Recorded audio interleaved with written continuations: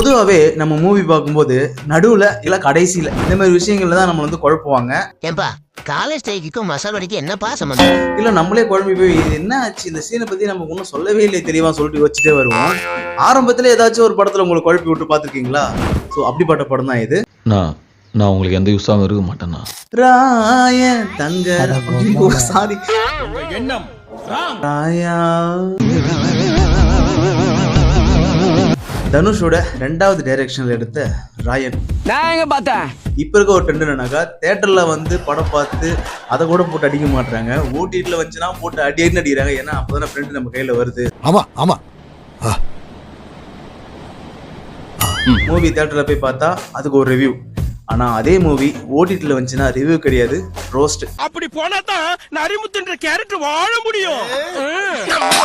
So அதனால பார்க்கலாமா?